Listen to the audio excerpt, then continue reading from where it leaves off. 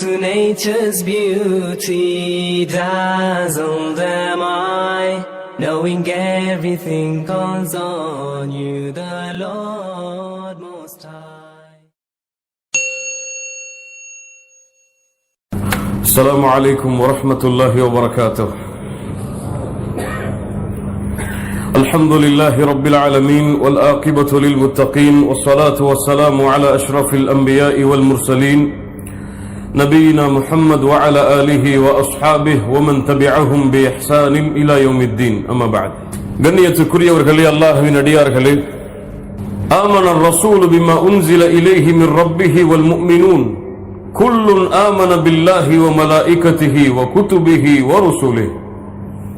ஈமான் கொண்டவர்களுடைய தன்மையை அல்லாஹ் ரப்புல் ஆலமீன் குறிப்பிடும் பொழுது அவர்கள் நபிமார்களின் மீது நம்பிக்கை கொண்டிருப்பார்கள், ஈமான் கொண்டிருப்பார்கள் என்று அல்லாஹ் ரப்புல் ஆலமீன் அவனுடைய புத்தகம் அல் குர்ஆனிலே அல்லாஹ் கூறுகிறார்.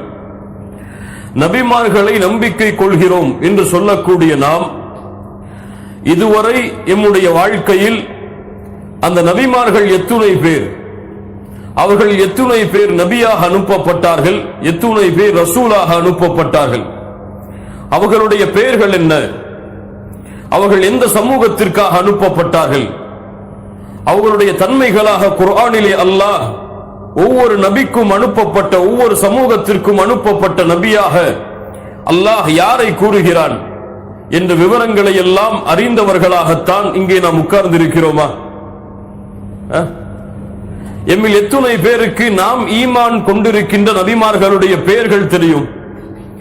அவர்கள் எந்த எந்த சமூகத்திற்காக அனுப்பப்பட்டார்கள் என்ற வரலாறு எம்மில் எத்துணை பேருக்கு தெரியும்? அல்லாஹ் ரப்புல் ஆலமீன் எம்முடைய இல்மில் தெளிவை தருவானாக. இல்மை கற்பதில் அல்லாஹ் ரப்புல் ஆலமீன் எம்முடைய வாழ்வில் ஆர்வத்தை ஏற்படுத்துவானாக.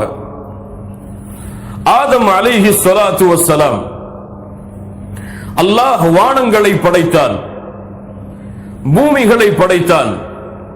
மனிதர்களை எல்லாம் படைப்பதற்கு முன்னால் அல்லாஹ் மலக்குகளை படைத்தான். இந்த பூமியில் வாழ்வதற்கு ஏற்ப அல்லாஹ் ரப்புல் ஆலமீன் ஜின்களை இந்த பூமியில் வாழ வைத்தான். இதுவெல்லாம் மனிதர்கள் படைக்கப்படுவதற்கு முன்னால் இந்த பூமியில் அல்லாஹ் படைத்த படைப்புகள் இவைகள் எல்லாம்.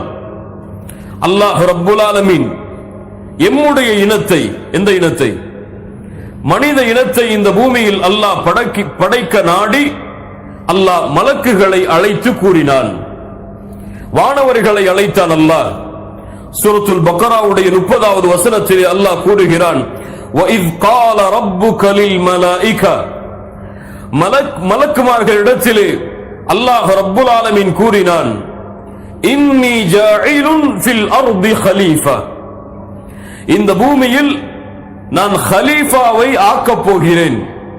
கலீஃபா என்றால் ஒருவருடைய பதவியை நீக்கிவிட்டு ஒருவர் வருவது, ஜின்களை நீக்கிவிட்டு மனிதர்களை கொண்டு வருவது, அல்லது தொடர்ச்சியாக மாறி மாறி வரக்கூடிய சந்ததிகளை ஏற்படுத்த போகிறேன்.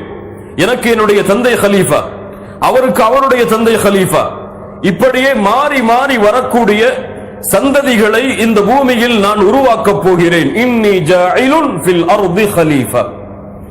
அப்போது அந்த மலக்குகள் சொன்னார்கள், காலு அத்தஜஅலு ஃபீஹா மை யுஃப்ஸிது ஃபீஹா வ யஸ்ஃபிகு திமா, இந்த பூமியில் குழப்பங்களை ஏற்படுத்துகின்ற, இரத்தங்களை ஓட்டப் போகின்ற படைப்பையா யா அல்லாஹ் நீ படைக்கப் போகிறாய்? நாங்கள் மலக்குகளாகிய நாங்கள் உன்னை புகழ்ந்து கொண்டிருக்கும் பொழுது, உன்னை பரிசுத்தப்படுத்தி கொண்டிருக்கும் பொழுது இப்படிப்பட்ட படைப்பையா நீ படைக்கப் போகிறாய் என்று அல்லாஹ்விடத்திலே கேள்வி வைத்தார்கள் மலக்குகள், வானவர்கள். அல்லாஹ் ரப்புல் ஆலமீன் கூறினான், இன்னி அஅலமு மா லா தஅலமூன், வானவர்களே இதை பற்றி நீங்கள் கேட்காதீர்கள், நீங்கள் அறியாதவற்றை எல்லாம் உங்களுடைய ரப்பாகிய நான் அறிந்திருக்கிறேன், இதை குறித்து உங்களுக்கு பின்னால் அறிவிக்கப்படும்.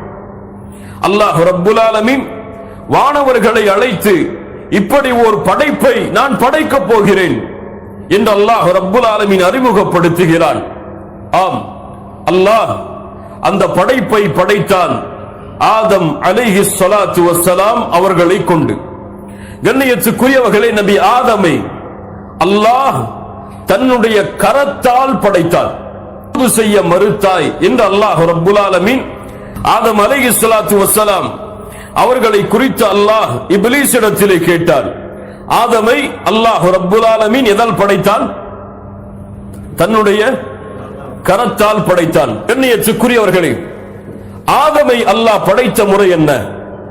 அல்லாஹ் மனித இனத்தை படைப்பதற்கு தேர்ந்தெடுத்த ஆதம் அவர்களை அல்லாஹ் பல வடிவங்களாக அல்லாஹ் ரப்புல் ஆலமீன் பல முறைகளை கொண்டு அல்லாஹ் ரப்புல் ஆலமீன் படைத்தான்.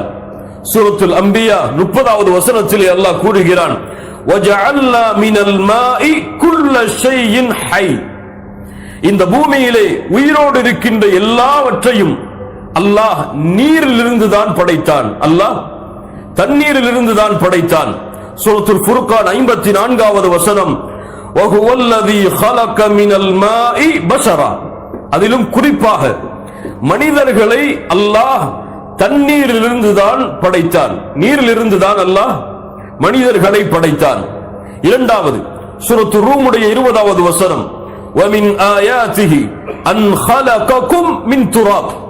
அல்லாஹ்வுடைய அத்தாட்சிகளில் ஒன்று உங்களை மனிதர்களை அல்லாஹ் துராப் காய்ந்த மண்ணிலிருந்து அல்லாஹ் ரப்புல் ஆலமீன் படைத்தான்.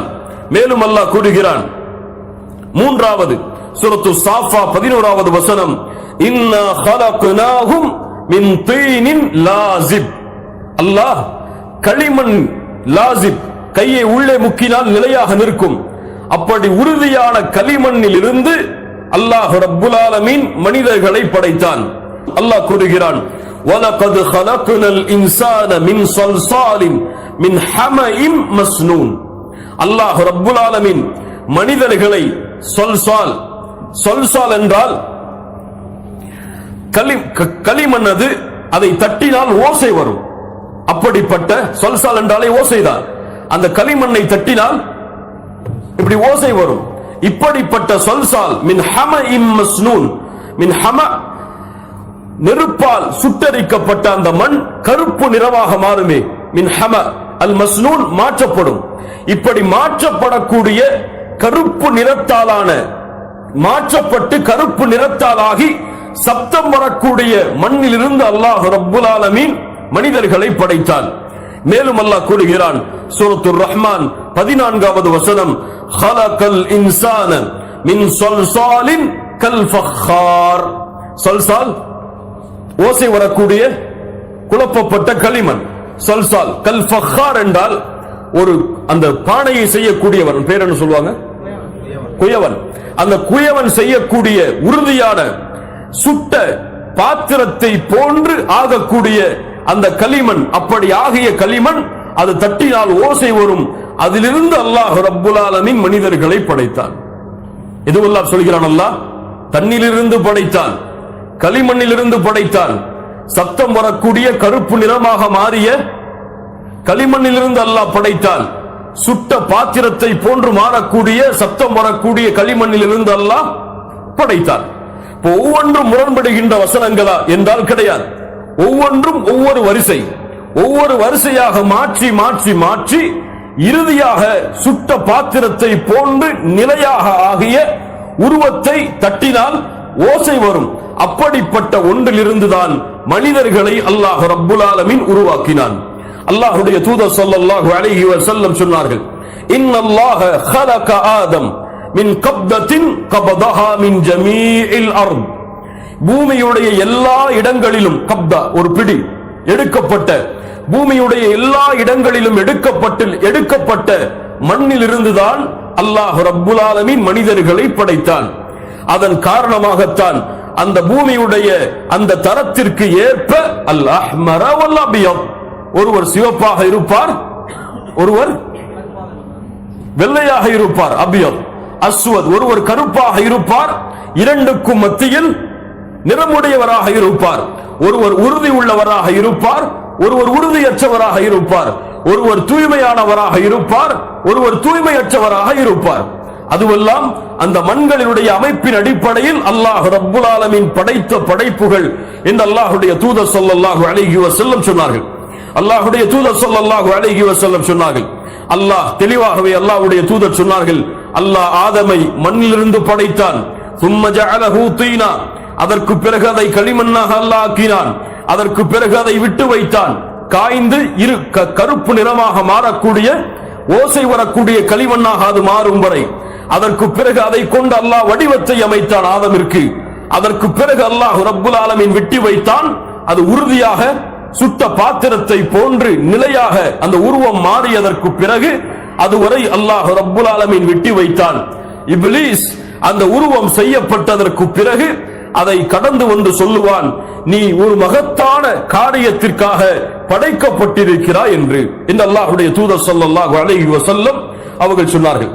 ஆதமை அல்லாஹ் ரப்புல் ஆலமீன் எங்கே படைத்தான் என்பதில் அறிஞர்கள் மத்தியில் கருத்து வேறுபாடு இருக்கிறது. சில அறிஞர்களுடைய கூற்றின் அடிப்படையில் அல்லாஹ் ஆதமை பூமியில் படைத்தான். அதற்கு பிறகு அல்லாஹ் சொர்க்கத்திலே உயர்த்தினான். அதற்கு பிறகு மீண்டும் அவரை பூமிக்கு கொண்டு வந்தான். சூரத்துல் பக்கராவுடைய 30வது வசனம் அதற்கு ஆதாரமாக காட்டப்படுகிறது. வஇஸ் கால ரப்புக லில் மலாயிகதி இன்னி ஜாயிலுன் ஃபில் அர்தி கலீஃபா. அந்த மலக்குகளிடத்தில் அல்லாஹ் என்ன கூறினான்? இந்த பூமியில் ஒரு கலீஃபாவை நான் ஆக்கப் போகிறேன் என்று. இரண்டாவது அறிஞர்களுடைய கருத்து, வானத்தில் படைத்தான். அதற்கு பிறகு அல்லாஹ் சொர்க்கத்திலே கொண்டு சென்றான். அதற்கு பிறகு பூமியில் ஆதம் அனுப்பப்பட்டார். உஸ்குன் அன்த வ ஸௌஜுகல் ஜன்னah. ஆதமிற்கு மலக்குகள் சுஜூது செய்ததற்கு பிறகு, ஆதமே நீயும் உன்னுடைய மனைவியும் சொர்க்கத்திலே வசியுங்கள் என்று கூறிய வசனத்தை அதற்கு ஆதாரமாக காட்டுகிறார்கள். மூன்றாவது அறிஞர்களுடைய கருத்து, ஆதமை அல்லாஹ் சொர்க்கத்தில் தான் படைத்தான். ஆதமை அல்லாஹ் சொர்க்கத்தில் தான் படைத்தான். அதற்கு பிறகு மீண்டும் பூமிக்கு அவர் இறக்கப்பட்டார். அதற்கு என்ன ஆதாரம்? முஸ்லிம் ரஹிமஹுல்லாஹ் பதிவு செய்கிறார்கள், லம்மா ஸவ்வரல்லாஹு ஆதம ஃபில் ஜன்னah.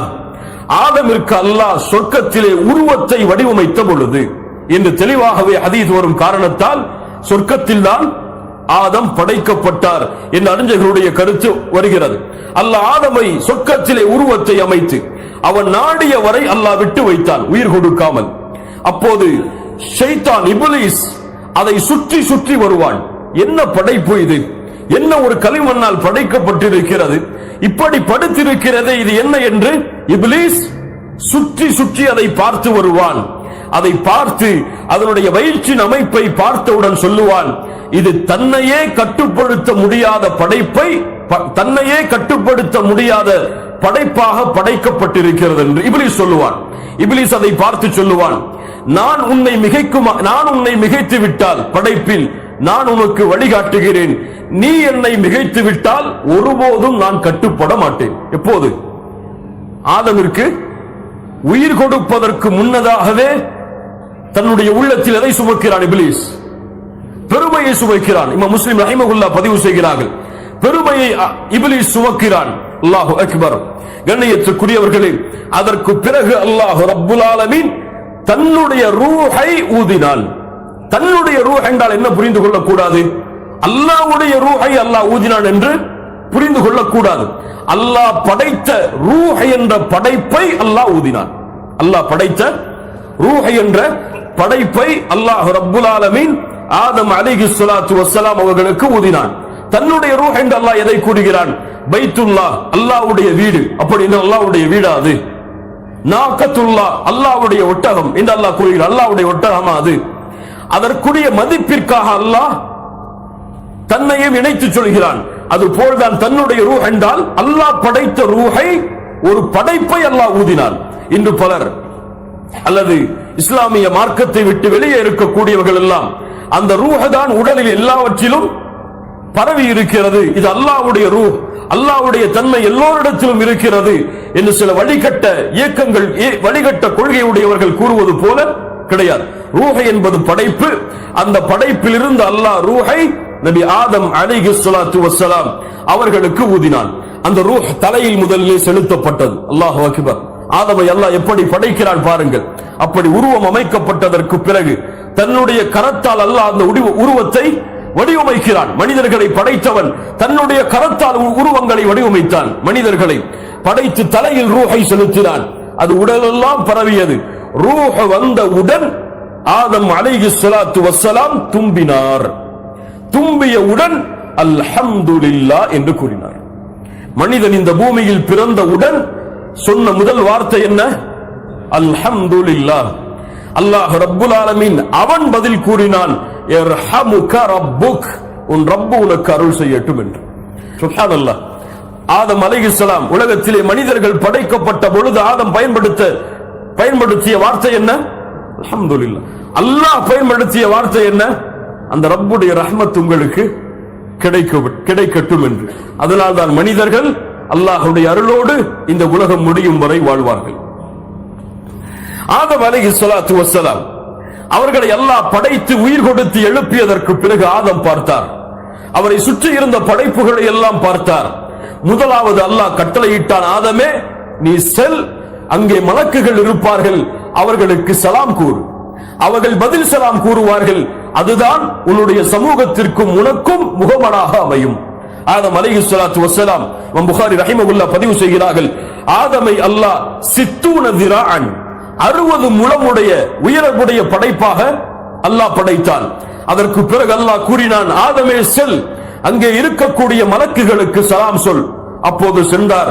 அவர் சலாம் சொன்னார், அஸ்ஸலாமு அலைக்கும்.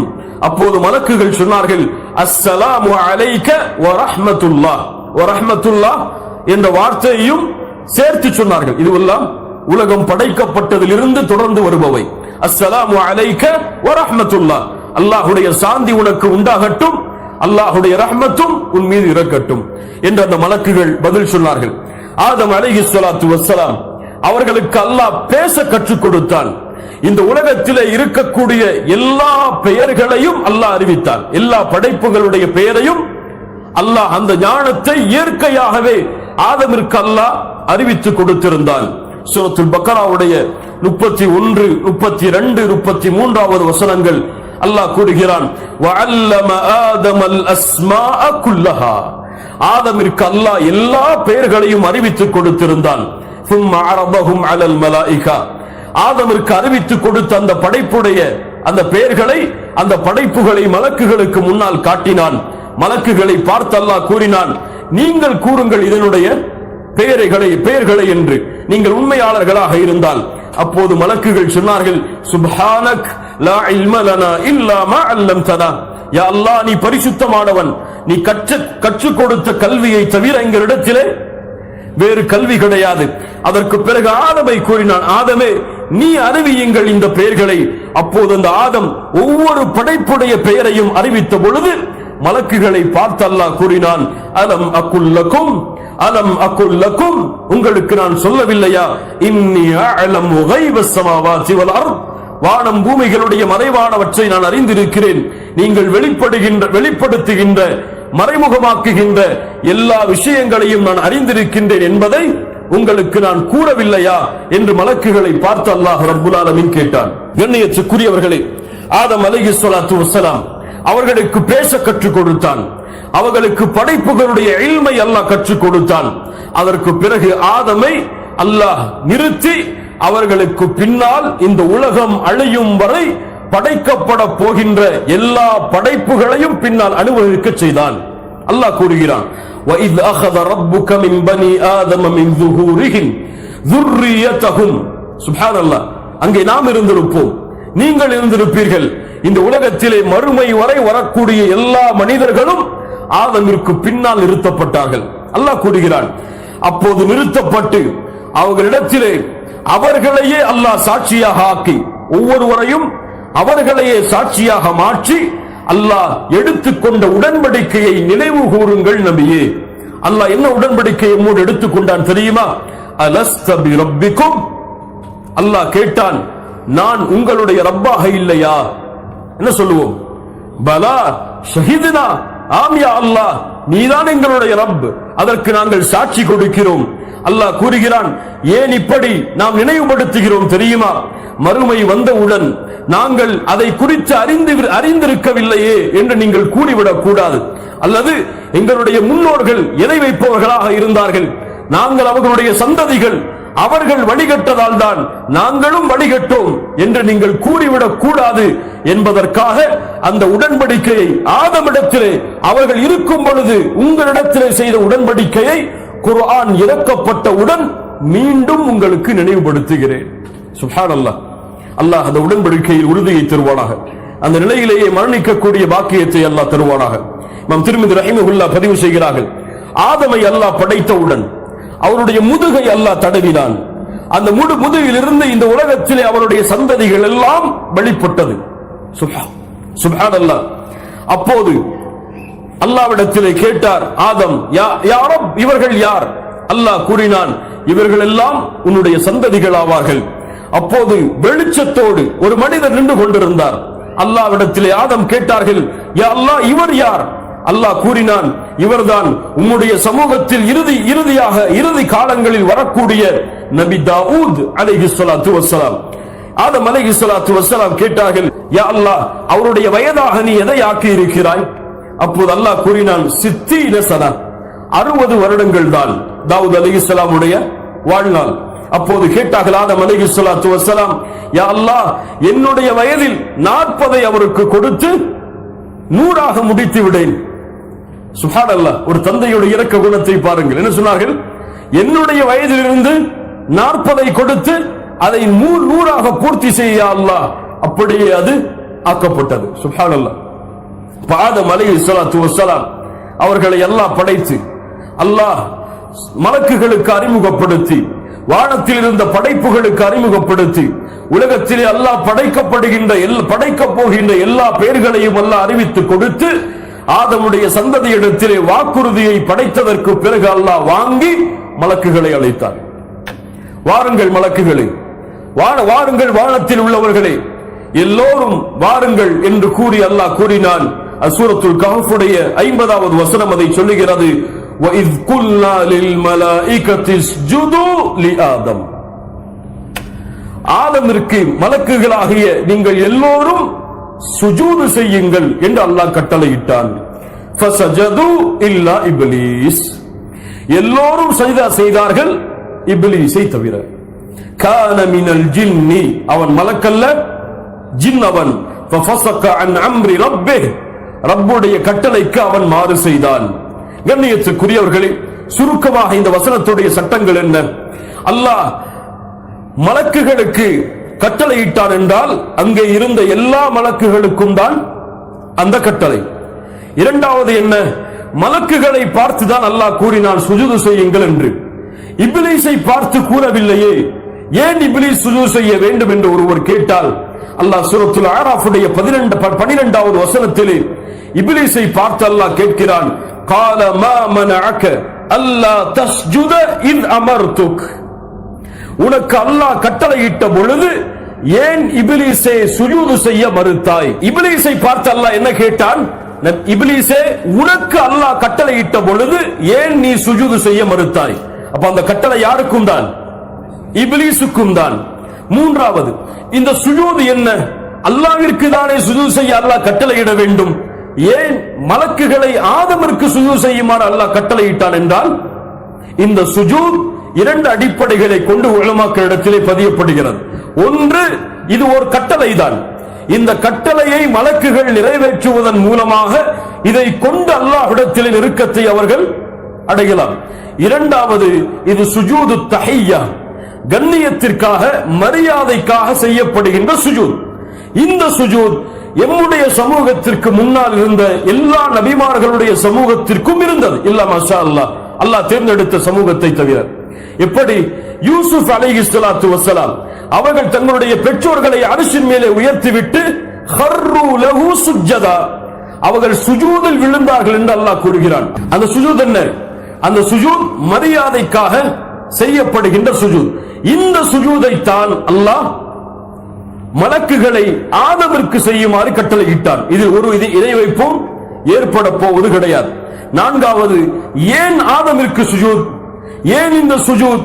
ஒன்றாவது, ஆதமுடைய கண்ணியத்தை மலக்குகளுக்கு அல்லாஹ் வெளிப்படுத்துவதற்காக. இரண்டாவது, மலக்குகள் அல்லாஹ்விற்கு பணிகிறார்களா, அல்லாஹ்விற்கு மாறு செய்கிறார்களா என்று சோதிப்பதற்காக. ஏன் அவர்கள் தான் என்ன சொன்னார்கள்? மனிதர்களை படைக்கும் பொழுது குழப்பம் விளைவிக்கின்ற, ரத்தங்களை ஓட்டப் போகின்ற படைப்பையா நீ படைக்கப் போகிறாய் என்று கேட்டார்களே, அந்த ஒரு சோதனைக்காக. மூன்றாவது, இப்லீசுடைய உள்ளத்தில் இருந்த பெருமையை அல்லாஹ் வெளியே கொண்டு வருவதற்காக. என்ன சொன்னான்? சுஜூது செய்யுங்கள் என்று சொன்ன பொழுது, யா அல்லாஹ், நான் அன கைரும் மின்ஹு, அவனை விட உயர்ந்தவன் நான். خلقتني من نار وخلقته من طين. களிமண்ணில் இருந்து அவனை படைத்திருக்கிறாய், நானோ நெருப்பில் இருந்து படைக்கப்பட்டவன், நான் உயர்ந்தவன். சுப்ஹானல்லாஹ். இந்த பெருமை அவனை காஃபிராக மாற்றியது. இந்த பெருமை யாராக மாற்றியது அவனை? அவன் செய்தது இந்த ஒன்றுதான். அல்லாஹ்வுடைய கட்டளைக்கு மாறு செய்ததால் இப்லீஸ் காஃபிரானான். மீண்டும் சொல்லவா? இப்லீஸ் அல்லாஹ்வுடைய கட்டளைக்கு மாறு செய்ததால் காஃபிரானான். மீண்டும் சொல்லவா? இப்லீஸ் அல்லாஹ்வுடைய கட்டளைக்கு மாறு செய்ததால் காஃபிரானான். அல்லாஹ்வுடைய கட்டளைக்கு மாறு செய்தால் யார் அவர்கள்? அல்லாஹ் பாதுகாப்பானாக. அவன் யார்? அவன் ஜின் இனத்தில் உள்ளவன். இப்ப இந்த சுஜூதைத்தான் இப்லீஸுக்கும் மலக்குகளுக்கும் ஆதமிற்கு செய்யுமாறு அல்லாஹ் கட்டளையிட்டான். இப்லீஸ் மறுத்தான், புறக்கணித்தான். அல்லாஹ் கூறினான், நான் கட்டளையிட்ட பொழுதும் நீ சுஜூது செய்யாத காரணத்தால் வெளியேறு, உன்னுடைய பெருமை உன்னை அழிக்கட்டும், வெளியேறு, மறுமை வரை என் சாபம் உண்டாகட்டும் உனக்கு. அப்போது கேட்டான், யா அல்லாஹ், அவகாசம் கொடு, உன்னுடைய படைப்பாகிய இந்த மனிதர்களை முழுவதுமாக வழிகெடுப்பதற்காக எனக்கு அவகாசம் கொடு. அவர்களுடைய மேல், கீழ், வலப்புறம், இடதுபுறம் என எல்லா புறங்களிலும் அவர்களை வழிகெடுத்து முழுவதையும் நரகத்திலே ஆக்கக்கூடிய திட்டத்தை நான் செய்வதற்கு மறுமை வரை அவகாசம் கொடு. அல்லாஹ் அவகாசம் கொடுத்தான். மனிதர்களுக்கு சோதனையாக, மனிதர்களுக்கு பரீட்சையாக. கண்ணியத்துக்குரியவர்களே, ஆதமை அல்லாஹ் படைத்து விட்டான். அல்லாஹ் ஆதமோடு இணைந்து ஒரு பெண்ணை அல்லாஹ் படைத்தான். ஏன்? ஆண் பெண் இல்லாமல் இந்த பூமியில் இயற்கையாகவே வாழ முடியாது என்பதை அல்லாஹ் நிரூபிப்பதற்காக. ஆதம் படைக்கப்பட்டு எல்லாம் முடிந்ததற்கு பிறகு தனிமையில் வாடினார் ஆதம். சுப்ஹானல்லாஹ். ஏன்? தன்னுடைய இடத்தில் யாரும் இல்லை. மலக்குகள் கூட்டம் கூட்டமாக, ஜின்கள் கூட்டம் கூட்டமாக, அல்லாஹ் படைத்த எல்லா படைப்புகளும் கூட்டம் கூட்டமாக. ஆனால் மனிதன் தனிமையில் வாடினார் ஆதம். ஆதம் சிறிது நேரம் உறங்கினார். அதே கவலையோடு மீண்டும் விழித்து பார்த்தார். அவருக்கு முன்னால் அழகிய தோற்றத்தில் ஒரு உருவம் இருந்தது. கேட்டார், மன் அன்தி, நீ யார்? கால இம்ரா, நான் பெண். மா இஸ்முகி, உன்னுடைய பெயர் என்ன? ஹவ்வா என்று சொன்னார் அந்த பெண். ஏன் அல்லாஹ் உன்னை படைத்திருக்கிறான்? லி அகூன சகனன் லக, உன்னோடு நான் வாழ்வதற்காக. சுப்ஹானல்லாஹ். தந்தையும் தாயும் சந்திக்கிறார்கள். உன்னோடு மகிழ்ச்சியோடு சந்தோஷத்தோடு வாழ்வதற்காக அல்லாஹ் என்னை படைத்திருக்கிறார். அதற்கு பிறகு ஆதமையும் ஹவ்வாவையும் அல்லாஹ் ரப்புல் ஆலமீன் படைத்த பிறகு அறிஞர்களிடத்திலே கருத்து வேறுபாடு இருக்கிறது. சொர்க்கத்தில் நுழைந்ததற்கு பிறகு அல்லாஹ் படைத்தானா அல்லது சொர்க்கத்திலே நுழைவதற்கு முன்னால் அல்லாஹ் படைத்தானா? இப்னு மஸ்ஊத் போன்றவர்கள் எல்லாம், இப்னு மஸ்ஊத், இப்னு அப்பாஸ் ரலியல்லாஹு அன்ஹும் என்ற போன்ற சஹாபாக்கள் எல்லாம் சொர்க்கம் நுழைவதற்கு முன்னால் படைக்கப்பட்டார்கள் என்று சொல்கிறார்கள். இப்னு இஸ்ஹாக் போன்ற அறிஞர்கள் எல்லாம் சொர்க்கம் நுழைந்ததற்கு பிறகு படைக்கப்பட்டார்கள். கருத்து வேறுபாடு. அல்லாஹ் ஆதமையும் ஹவ்வா அவர்களையும் படைத்ததற்கு பிறகு கட்டளையிட்டார், யா ஆதம் உஸ்குன் அன்த வ ஸௌஜுகல் ஜன்னah, போ, நீங்களும் உங்களுடைய மனைவியும் இந்த சொர்க்கத்திலே நீங்கள் வாழுங்கள். சுப்ஹானல்லாஹ். ஜன்னத்தில் நீங்கள் வாழுங்கள். அங்கே என்ன வேண்டுமோ தடையின்றி சாப்பிடுங்கள். அல்லாஹு அக்பர். வகுலா மின்ஹா ரகதன் ஹைது ஷி'துமா, என்ன வேண்டுமோ சாப்பிடுங்கள். ஆனால் ஒரே ஒரு கட்டளை தான், வலா தக்ரபா ஹாதிஹி ஷஜரா, இந்த மரத்தை மட்டும் நெருங்காதீர்கள். நெருங்கினால் அநீதம் இழைக்கப்பட்டவர்களாக மாறுவீர்கள். அதோடு சேர்த்து இன்னொன்றையும் பயந்து கொள்ளுங்கள். நான் நெருங்காதீர்கள் என்று கட்டளையிட்டு விட்டேன். உங்களுக்கு முன்னால் என்னோடு ஒருவன் சவால் செய்தான். யார்? நான் படைத்த படைப்பாகிய சபிக்கப்பட்ட இப்லீஸ். யா ஆதம் இன்ன ஹாதா அதுவுல் லக வ லிஸௌஜிக, சுப்ஹானல்லாஹ். ஆதமே, இதோ இந்த இப்லீஸ் உமக்கும் உம்முடைய மனைவிக்கும் எதிரி. நேரடியாக அல்லாஹ் சொல்கிறான். அவன் என்ன செய்வான்? அவன் உன்னை ஃபலா யுக்ரிஜன்னகுமா மினல் ஜன்னah, சுப்ஹானல்லாஹ், ஃபதஷ்கா, அவன் உன்னை இந்த சொர்க்கத்தில் இருந்து உங்கள் இருவரையும் வெளியாக்கி விட வேண்டாம். அல்லாஹ் எச்சரிக்கை எப்போது செய்கிறான்? நுழைவதற்கு முன்னதாகவே செய்கிறான்.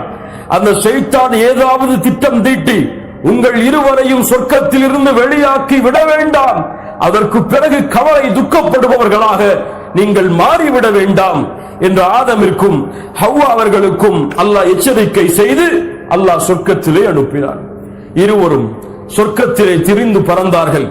என்ன வேண்டுமோ அதை சாப்பிட்டார்கள். அல்லாஹ்வை புகழ்ந்து கொண்டே தங்களுடைய வாழ்க்கையை நகர்த்தி கொண்டிருக்கும் பொழுது சவாலை வெற்றி பெறுவதற்காக நுழைகிறான் சொர்க்கத்தில் இப்லீஸ். உள்ளே வருகிறான். ஃபவஸ்வஸ இலைஹி ஷைத்தான். ஆதம் இடத்தில் தான் இப்லீஸ் வந்தான். வந்து அவருடைய உள்ளத்தில் வஸ்வசாவை ஏற்படுத்தினான். அங்கே பார், அல்லாஹ் உனக்கு தடை செய்தானே அந்த மரம், அது என்ன மரம் தெரியுமா? ஷஜரத்தில் ஹுல்த். அதை நீ சாப்பிட்டால் போதும், நிரந்தரமாக இந்த சொர்க்கத்திலே இருப்பாய். அது மட்டுமல்ல, வமுல்கின் லா யப்லா, அழியாத ஆட்சியாக இந்த சொர்க்கத்திலே உன்னுடைய ஆட்சி அமைக்கப்படும், நிரந்தரமான வாழ்க்கை. அதை சாப்பிட்டால் போதும். முதலில் மறுத்தார் ஆதம், இரண்டாவது மறுத்தார் ஆதம், மூன்றாவது மறுத்தார் ஆதம். பிறகு சரி சாப்பிட்டு விடுவோம் என்று சாப்பிடுகிறார். அல்லாஹ்வுடைய கட்டளையுடைய நினைவோடு அல்ல, ஷைத்தான் அதை மறக்கடிக்க செய்து விடுகிறான். குர்ஆன் சொல்லுகிறது சூரத்து தாஹா, குர்ஆன் சொல்லுகிறது சூரத்து தாஹா 115வது வசனம், வலகத் அஹித்னா இலா ஆதம மின் கபுல். இதற்கு முன்னால் ஆதமிடத்திலே வாக்குறுதியை நாம் வாங்கியிருந்தோம். ஆனால் ஃபனசிய, ஆதம் அதை மறந்து விட்டார். உறுதி இல்லாமல் மறந்து அதை சாப்பிடுகிறார். சாப்பிட்டு முடித்தவுடன் ஷைத்தான் வெற்றி கண்டான். முடிந்து விட்டது, முதல் வெற்றி. ஆதமையே முடித்து விட்டோம். فأكلا منها فبدت لهما سوآتهما وطفقا يخصفان عليهما من ورق الجنة. சாப்பிட்டவுடன் ஆடைகள் எல்லாம் அவிழ்க்கப்படுகிறது. நிர்வாணமாக ஆதமும் ஹவ்வாவும் மாறுகிறார்கள். தங்களுடைய மானத்தை மறைப்பதற்காக சொர்க்கத்துடைய இழை தலைகளை பறித்து மறைக்கிறார்கள். அல்லாஹ் கூறுகிறான், வஅஸா ஆதம். ஆதம் அல்லாஹ்வின் கட்டளைக்கு மாறு செய்து விட்டார். சுப்ஹானல்லாஹ். மாறு செய்தால்தான் பிரச்சனை. அஸ்துனூப், பாவங்கள் செய்தால்தான் வாழ்க்கையில் பிரச்சனை. பாவங்கள் செய்யவில்லை என்றால் வாழ்க்கை முழுவதும் நிம்மதிதான். எப்போ வாழ்க்கையில கவலை வரும், எப்ப கஷ்டம் வரும், எப்போ தேடுதல் வரும், எப்போது பயம் வரும்? பாவங்களை செய்து கொண்டிருந்தார். அதே பாவத்தை ஆதம் செய்தார். அதனால் அவருடைய ஆடை அவிழ்க்கப்பட்டது.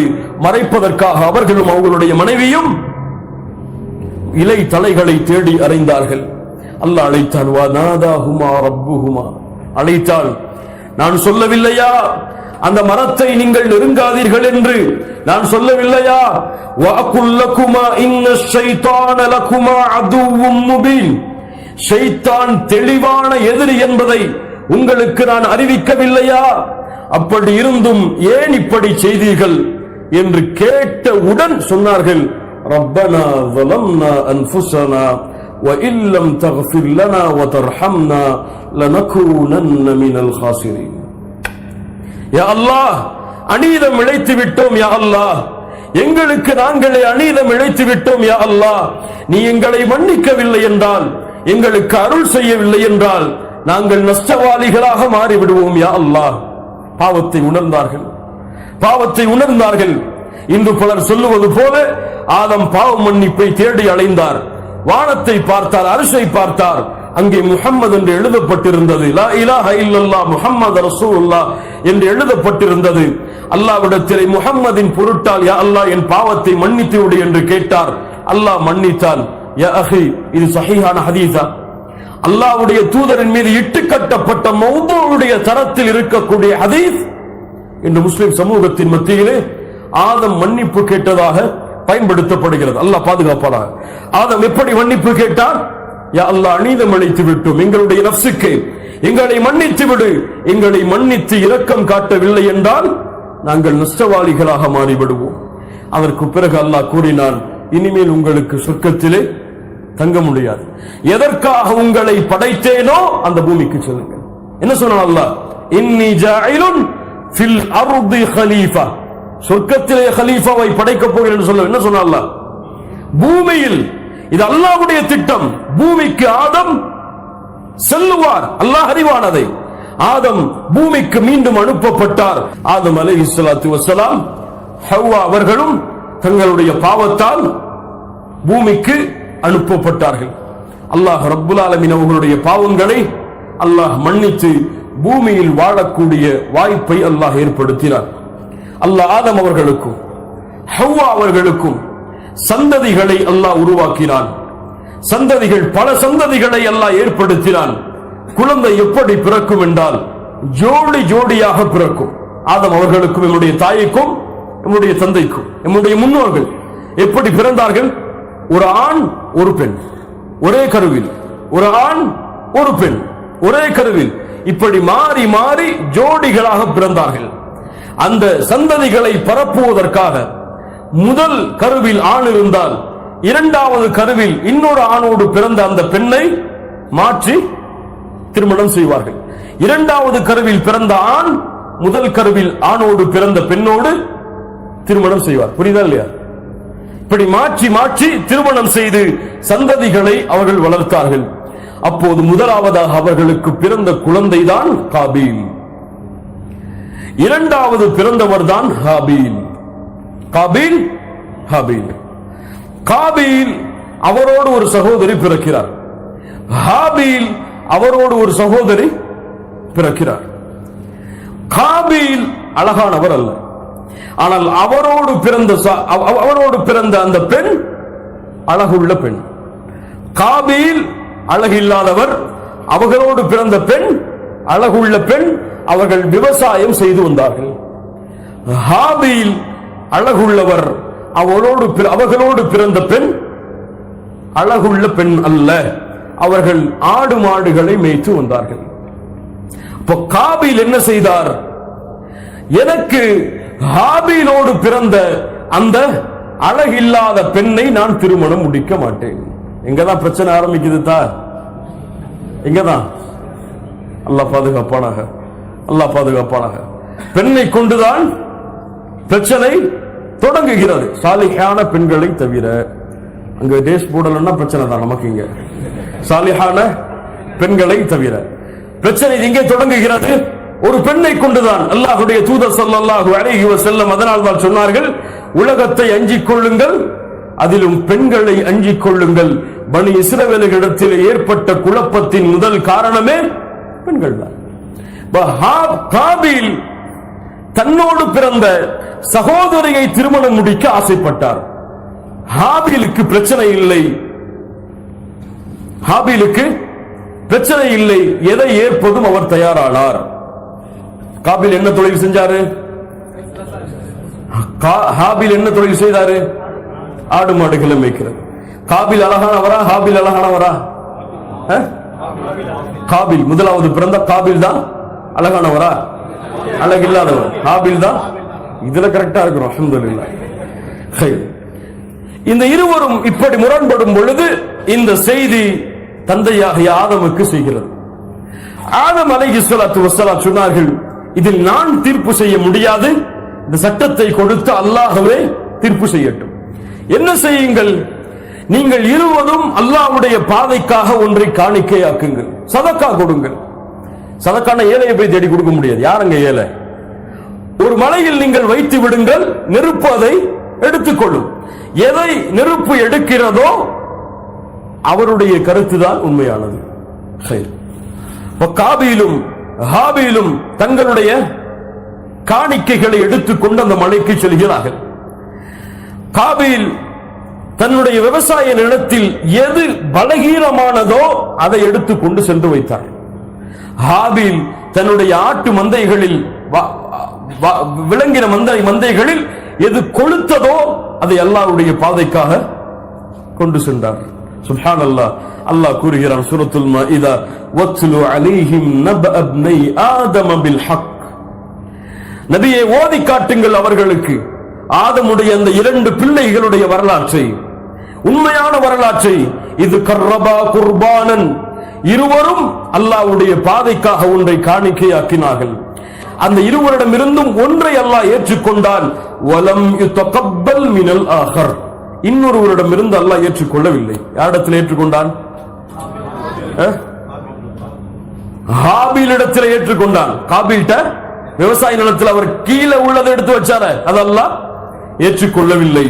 உடனே காபீலுக்கு கோபம் வந்தது. அல்லாஹ் கூறுகிறான், ஹாபீலை பார்த்து சொன்னார், அங்க வரி வந்துருச்சு.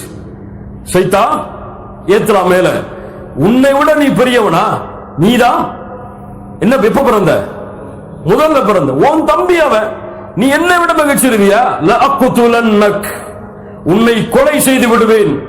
அப்போது அவர் சொன்னார், ஹாபில் அந்த முத்தகீன், قال انما يتقبل الله من المتقين, நான் என்ன செய்வேன்? அல்லாஹ் தக்குவா உடையவர்களிடமிருந்து வரக்கூடியதை தான் அல்லாஹ் ஏற்றுக்கொள்வான். மேலும் சொன்னார், لئن بسطت الي يدك لتقتلني, என்னை கொலை செய்வதற்காக உன் கரத்தை நீ விரித்தால் நான் ஒருபோதும் உன்னை கொலை செய்வதற்காக என் கரத்தை விரிக்க மாட்டேன். ஏன்? இன்னி அகாஃபுல்லாஹ ரப்பல் ஆலமீன், நான் என் ரப்பை பயப்படுகிறேன். என்னுடைய பாவத்தையும் உன் பாவத்தையும் நீ சுமந்து நரகத்தில் நீ செல்லுவாய், அதையே நான் விரும்புகிறேன். வதாலிக ஜஸாஉல் ஸாலிமீன், உன்னை போன்று உடன் பிறந்தவர்களுக்கு அநீதம் இழைப்பவர்களுக்கு கூலி அதுவாகத்தான் இருக்கும். நான் உன்னை தண்டிக்க மாட்டேன். யார் தண்டிக்கட்டும்? அல்லாஹ் உன்னை தண்டிக்கட்டும். அவனுடைய வெறி கூடியது, ஆசை அதிகரித்தது. ஷைத்தான் சொன்னான், உன்னையே எதிர்த்து பேசலாம் ஒன்று.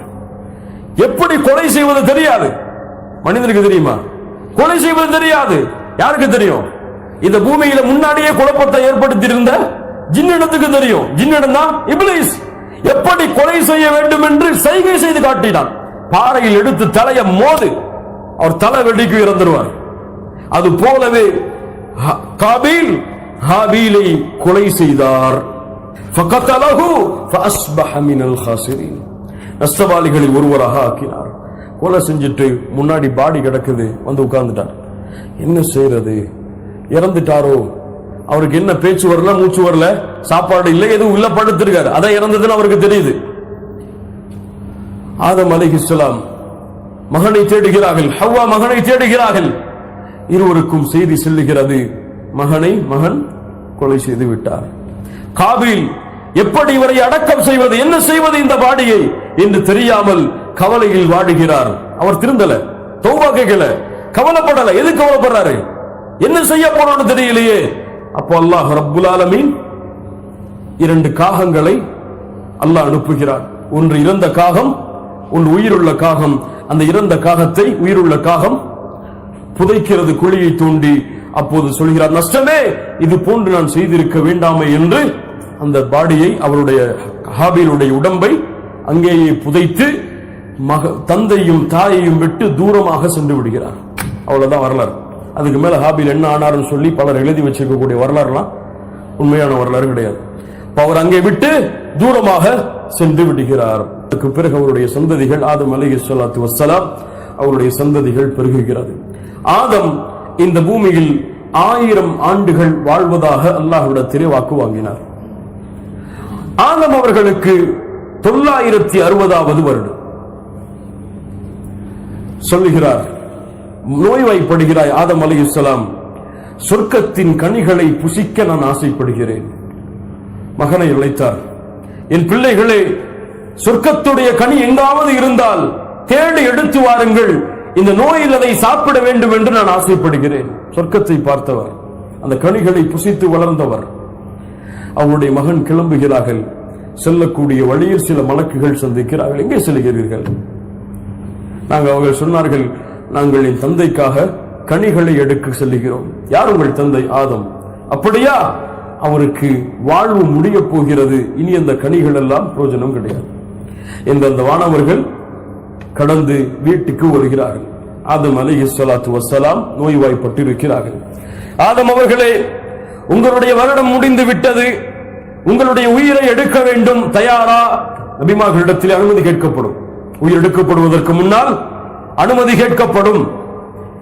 தயாரா? ஆதம் சொன்னார்கள், அல்லாஹ் 1000 ஆண்டுகள் தானே சொன்னான், நீங்க 960 வந்து நிற்கிறீங்களே. அப்படியா? அல்லாஹ் 1000 தான் சொன்னான். உங்களுடைய தாராள மனப்பான்மையால் தாவூத் அலைஹிஸ்ஸலாம் அவர்களுக்கு 40 வயதை கொடுத்து விட்டீர்கள். அது கணக்கு முடிந்து விட்டது. அவ்வளவுதான் ஆண்டு. ஆதம் அலைஹிஸ்ஸலாத்து வஸ்ஸலாம் அப்படியா? மகிழ்ச்சியோடு வருகிறேன். சுப்ஹானல்லாஹ். ஏன் மகிழ்ச்சி? எங்கே சொல்ல போகிறார்கள்? சொர்க்கம். மறுபடியும் அல்லாஹ் என்னை எதிலிருந்து வெளியாக்கிறானோ அதிலிருந்து நான் சொல்லுகிறேன். ஆதம் அலைஹிஸ்ஸலாம் மறுத்தார்கள். நான் ஒன்றும் கொடுக்கவில்லையே. என்ன சொன்னார்கள்? மறந்து சொன்னார்கள், நான் கொடுக்கவில்லையே. அப்படியெல்லாம் அல்லாஹ்வுடைய தூதர் சொன்னார்கள், ஆதம் மறுத்தார், ஆதமுடைய பிள்ளைகளும் மறுப்பார்கள். ஆதம் மறந்தார், ஆதமுடைய பிள்ளைகளும் மறப்பார்கள். ஆதம் தவறு செய்தார், ஆதமுடைய பிள்ளைகளும் தவறு செய்வார்கள். சுப்ஹானல்லாஹ். நம்ம மறக்கிறோமா இல்லையா? அல்லாஹ் ரப்புல் ஆலமீன் நம்மை பாதுகாப்பானாக. ஆதம் அலைஹிஸ்ஸலாத்து வஸ்ஸலாம் மகிழ்ச்சியோடு சொர்க்கத்தை நோக்கி கிளம்பினார்கள். அதற்கு பிறகு ஹவ்வா அலைஹிஸ்ஸலாம் அவர்கள் சிறிது காலம் வாழ்ந்தார்கள். அவர்களும் மரணமானார்கள். ஆதம் நபியாக இந்த பூமிக்கு அனுப்பப்பட்டவர், ரசூல் அல்ல. ஆதம் ரிசாலத்தோடு, ஒரு நபித்துவத்தோடு, ஒரு ரிசாலத்தோடு இந்த பூமியில் ஆதம் அலைஹிஸ்ஸலாம் வரவில்லை, ஒரு நபியாக இந்த பூமிக்கு அனுப்பப்பட்டார்கள். ஆதம் அலைஹிஸ்ஸலாத்து வஸ்ஸலாம் ஏன் மகிழ்ச்சியோடு மரணத்தை சந்தித்தார்கள்? கண்ணியத்துக்குரியவர்களே, ஒரு முஃமினுடைய உண்மையான மகிழ்ச்சி அவனுடைய மரணம் தான். தெளிவாகவே சொல்லுகிறேன். ஒரு முஃமினுடைய உண்மையான மகிழ்ச்சி அவனுடைய மரணம் தான். அதனால் முஃமின்களாக நாம் வாழ்ந்தால் ஒருபோதும் மரணத்தை கண்டு அஞ்சாதீர்கள். முஃமின்களாக வாழ்ந்தால், அங்கே சொல்லுகிறேன், முஃமின்களாக வாழ்ந்தால் ஒருபோதும் மரணத்தை கண்டு அஞ்சாதீர்கள். மன் அஹப்ப லிகா அல்லாஹ் அஹப்பல்லாஹு லிகாஅஹு. யார் அல்லாஹுவை சந்திக்க வேண்டும் என்று ஆசைப்படுகிறாரோ அவரை சந்திக்க வேண்டும் என்றும் அல்லாஹ் ஆசைப்படுகிறான். ஒரு முஃமின் அல்லாஹ்வை சந்திக்க எப்போது முடியும்? மரணத்திற்கு பின்னால். ரூஹ் அவனை சந்திக்கும், அவனுக்கு சுஜூத் செய்யும். அல்லாஹ் கூறுவான், அடியானுடைய இந்த பெயரை நன்மைகளுடைய உயிர்களை எழுதக்கூடிய பதிவேட்டில் பதிவு செய்யுங்கள் என்று அல்லாஹுடைய கட்டளையை எதிர்பார்ப்பதுதான் ஒரு முஃமினுடைய மகிழ்ச்சி. அதனால் ஒரு முஃமினுக்கு அல்லாஹ் கொடுக்கக்கூடிய மகிழ்ச்சியே மரணம் தான். மரணம் ஒருவர் அடைந்து விட்டால் ஏன் கவலைப்படுகிறீர்கள்? எனக்கு ஒன்னும் புரியல. ஒரு முஃமின் மரணமாகிவிட்டால் தூதர் சொன்னார்கள் 3 நாளுடைய கவலை போதும். இயற்கையான ஒரு மனிதனுக்கு வரக்கூடிய தபியாத், அவ்வளவுதான். 3 நாள் தான். அதுக்கு மேல கவலை என்பதே, கவலைப்பட்டுக்கிட்டு வீட்டில் உட்கார்ந்து இருக்கிறதே கிடையாது. மனைவிக்கு அல்லாஹ் ரப்புல் ஆலமீன் வேறு சட்டத்தை கொடுத்திருக்கிறான், அது வேறு முறைக்காக. ஆனால் கவலை ஏன் ஒரு முஃமின் இருந்தால் படக்கூடாது? நீ என்ன தற்காலிக உலகத்துல தானே வந்துட்டு போயிருக்க? நிரந்தரமான உலகம் எங்க இருக்கு? சொர்க்கத்தில். இங்கே நீ மூமினாக வாழ்ந்தால், நீ மரணமாகிவிட்டால், உன்னுடைய சந்ததிகள் மூமின்களாக வாழ்ந்திருந்தால், சிறிது காலம்தான் கடந்து வந்தால் அங்கே உங்களை சந்திக்கலாம். முடியுமா முடியாதா? முடியுமா முடியாதா? சுப்ஹானல்லாஹ். ஒரு 5 வருஷம் வெளிநாட்டில் இருக்கீங்க, உங்களுடைய மனைவி குடும்பங்கள் எல்லாம் வீட்டில் இருக்கிறது. 5 வருஷம் போகல, கவலைப்படுவீங்களா? குழந்தைங்க கவலைப்படுவாங்களா? தந்தை இல்லையே, தாய் இல்லையே, மனைவி இல்லையேன்னு சொல்லி கவலைப்பட மாட்டாங்க. ஏன்? சந்திக்கலாம். அதுக்கு பிறகு எப்போ விரும்பினாலும் சந்திக்கலாம். ஒரு முஃமின் மரணமாகிவிட்டால் அவனுக்கு எத்தனை ஆண்டுகள் கடந்திருந்தாலும் மறுமை வருவதற்கு கண்மூடி முழிச்ச மாதிரி தான் இருக்கும். கண்மூடி முழிச்ச மாதிரி தான் இருக்கும் சொர்க்கத்துக்கு போறதுக்கு. எந்த கவலையும் இருக்காது, எந்த பயமும் இருக்காது, எந்த காலமும் நீண்டு இருக்காது. ஒரு முஃமின் மரணமானால் மறுமையில் முஃமினை சந்திக்கலாம். தற்காலிக பிரிவுதான் உலகத்தின் பிரிவை தவிர நிரந்தரமான பிரிவு முஃமின்களுக்கு கிடையாது. அதனால் முஃமின் மரணமாகும் பொழுது மகிழ்ச்சியோடு தான் மரணமாவான்.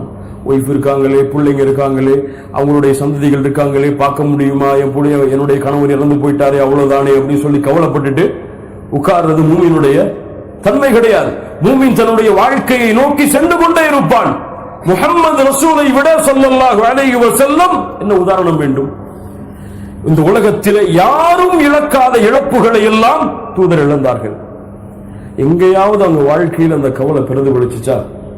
அபூ தாலிபுடைய மரணம், ஹதீஜா அவர்களுடைய மரணம், பிறக்கின்ற ஆண் குழந்தைகள் எல்லாம் மரணம், பெண் குழந்தைகளும் சிலர் மரணம், மனைவிமார்களுடைய மரணம், ஏதாவது ஒண்ணு பாதிச்சுதா தூதர் கவலைப்பட்டுட்டு உட்கார்ந்தாங்க நபித்துவத்தை விட்டுட்டு சொல்லுவாங்களா? மஅதல்லா, இயாது பில்லா. ஏன்? உணர்ந்தார்கள் அவர்கள், இது நாம் வாழக்கூடிய வாழ்க்கை அல்ல, குன் ஃபித் துன்யா கஅன்னக கரீப் வ ஆபிரு சபீல்.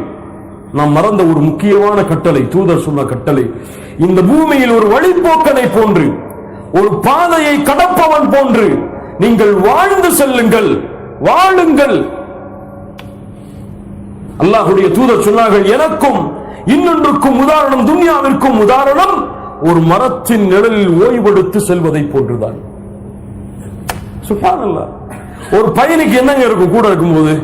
அவருக்கு என்ன அத்தியாவசியமான தேவைகள் இருக்குமோ அவ்வளவுதான் இருக்கும். ஆனா நம்ம பயணியா இருந்துட்டு எதெல்லாம் வச்சிருக்கோம்? 4 தலைமுறைக்கு என்ன தேவையோ அதெல்லாம் சேர்த்துட்டு உட்கார்ந்து இருக்கோம். அவர் வீட்டுல 2 பேர் தான் இருப்பாங்க, அங்க 40 பேருக்கு என்ன தேவையோ அதெல்லாம் இருக்கும்.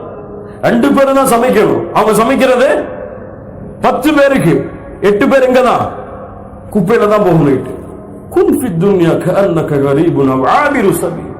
ஒரு வழிபோக்கனை போன்று வாழ், ஒரு பயணியை போன்று வாழ். இன்று மரணமானால் எந்த கவலையும் இல்லாமல் செல்லலாம்.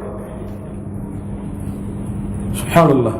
கண்ணியத்துக்குரியவர்களே, அதனால்தான் ஆதம் அலைஹிஸ்ஸலாம் மரண நேரத்தில் சிரித்தார்கள். மரண நேரத்தில் சந்தோஷத்தோடு மகிழ்ச்சியோடு மலக்குல் மௌத்தை சந்தித்தார்கள்.